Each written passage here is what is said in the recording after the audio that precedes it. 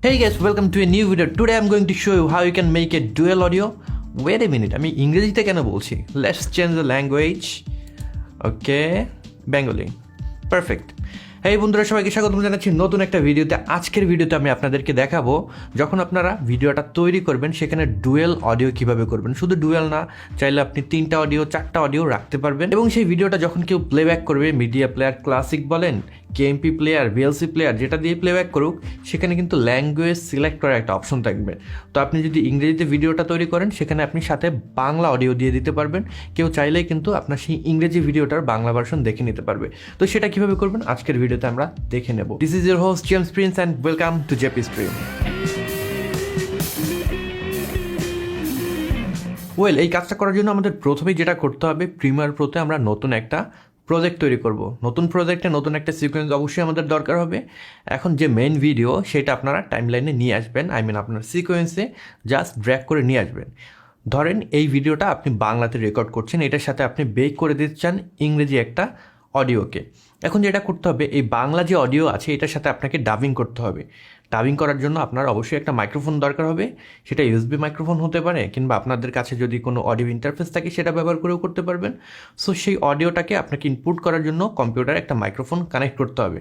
আমার ক্ষেত্রে USB microphone রয়েছে। আমি জাস্ট যেটা করব, আমাদের ট্র্যাকের নিচেই এখানে রাইট বাটন ক্লিক করব এবং এখান থেকে আমাদের অডিওর জন্য যে সোর্স সেটা নির্বাচন করে দেবো। আমার যেহেতু ইউএসবি অডিও ব্যবহার করছে, আমার যে পার্টিকুলার সোর্স সেটাকে সিলেক্ট করে দিলাম।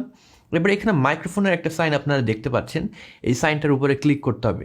তাহলে কাউন্টডাউন শুরু হবে, 1 2 3। আমরা হেডফোনে যে অডিওটা সেটা শুনতে পাবো এবং সেটার সাথে সাথে আমরা মিলিয়ে আমাদের যে ট্রান্সলেটেড অডিও সেটা রেকর্ড করে ফেলবো। আপনি ইংরেজিতে করতে চাইলে ইংরেজিতে করতে পারেন, হিন্দি, উর্দু, যে ভাষা ইচ্ছে আপনারা সেটা করে ফেলতে পারেন। তো এখন আমাদের এখানে 2টা অডিও ট্র্যাক রয়েছে। আমরা যদি প্লে দিই, 2টা ট্র্যাকই কিন্তু একসাথে প্লেব্যাক হবে। এবার এক্সপোর্ট করার সময় আমাদের যে কাজটা করতে হবে, প্রথমে আমাদের মেইন যে অডিও রয়েছে সেটাকে রেখে বাদ বাকি যে অডিওগুলো আমরা রেকর্ড করব, যে কয়টা ট্র্যাকই রেকর্ড করি সেগুলোকে মিউট করে দিতে হবে, যাতে করে আমাদের মেইন ভিডিওতে শুধুমাত্র মেইন যে অডিও সেটাই থাকে।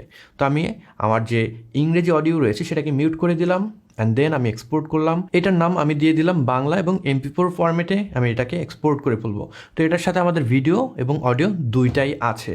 এবার আমাদের সেপারেট অডিওগুলোকে নিয়ে আসতে হবে, যে অডিওগুলোকে আমরা রেকর্ড করেছি বা ডাবিং করেছি, রাইট? তো আমার এই ক্ষেত্রে ইংরেজি একটা অডিও আমি রেকর্ড করেছি। আমাদের নিচে যে ট্র্যাক মিউট করে দিয়েছিলাম সেটাকে আনমিউট করে দিতে হবে এবং মেইন যে আমাদের বাংলা অডিও ছিল সেটাকে এবার আমরা মিউট করে দেবো। এবার আমরা এক্সপোর্টে যাব। এক্সপোর্টে এবার আমরা ভিডিও আকারে এটাকে এক্সপোর্ট না করে অডিও আকারে এক্সপোর্ট করব। আমার এই পার্টিকুলার ক্ষেত্রে আমি এটাকে MP3 ফরম্যাটে এক্সপোর্ট করব। তো সেই ফরম্যাটটা আমি নির্বাচন করে দিলাম, দেন এক্সপোর্ট করে দিলাম। এটার নাম দিয়ে দিলাম আমি ইংলিশ। তো এই 2টা আমাদের ফাইল হলো, একটা হলো ভিডিও অ্যান্ড অডিও যেটা বাংলা, আর একটা হলো শুধু অডিও যেটা ইংলিশ। এবার আমাদের একটা সফটওয়্যার ডাউনলোড করতে হবে। আমি নিচে আপনাদেরকে ডেসক্রিপশন বক্সে লিঙ্কটা দিয়ে দেবো, সেটার উপর ক্লিক করবেন। উইন্ডোজের জন্য হলে আপনি উইন্ডোজের ভার্সনটা ডাউনলোড করে নিতে পারেন, অন্য ভার্সনের জন্য হলেও সেগুলো অ্যাভেলেবেল রয়েছে, আপনারা ডাউনলোড করে ইনস্টল করে নিতে পারেন।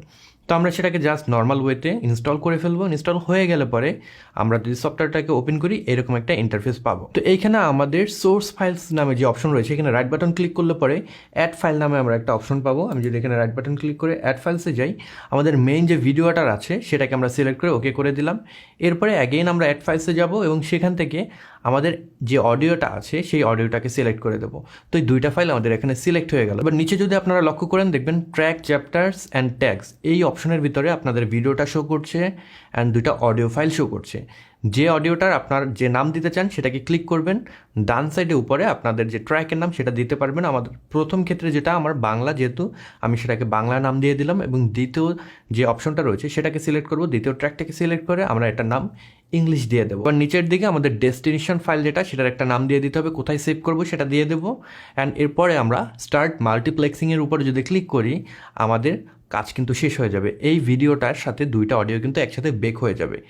এবার আপনারা যদি যে ফোল্ডারে সেভ করেছেন সেই ফোল্ডারে চলে যান, প্লেব্যাক দেন, দেখবেন আপনাদের ভিডিওটা মেইন যেটা আপনারা সিলেক্ট করেছেন অডিও সেটাতেই প্লেব্যাক হচ্ছে, বাট আপনি রাইট বাটন ক্লিক করে যদি অডিও অপশন থেকে সেকেন্ডারি যে ল্যাঙ্গুয়েজ সেটাকে সিলেক্ট করে দেন, সেই ভাষায় কিন্তু আপনার ভিডিওটা এবার প্লেব্যাক হবে। তো এইভাবে আমরা নর্মাল যে মুভিগুলো রয়েছে, আপনারা অনেক সময় দেখবেন ইন্টারনেট থেকে ডাউনলোড করলে তামিল একটা মুভি ডাউনলোড করলাম, ওইটার সাথে কিন্তু হিন্দি অডিওটা থাকে।